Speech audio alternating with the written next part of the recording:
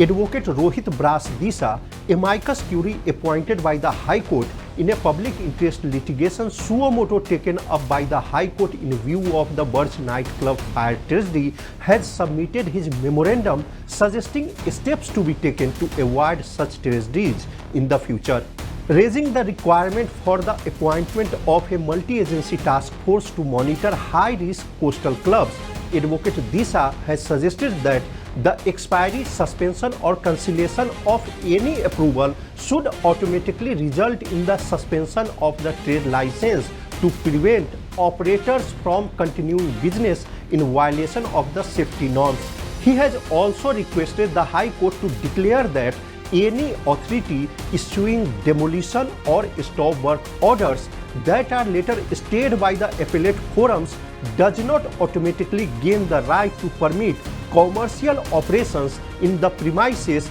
lacking a valid occupancy or establishment license. The amicus curiae has further sought directions to all the village panchayats, municipal councils, the CCP not to grant or renew any trade or establishment license or hospitality related permission unless the applicant produces a structural stability certificate, approvals from the PDA, TCP, a valid occupancy certificate from the competent authority, a current fire NOC, and all the applicable CRZ and Goa Coastal Zone Management Authority clearances along with the consent from the Goa State Pollution Control Board. In the 496-page long memorandum submitted before the registry of the High Court, the amicus curiae has further sought an audit of all high-risk establishments along Goa coastal belt for compliance with building, CRZ,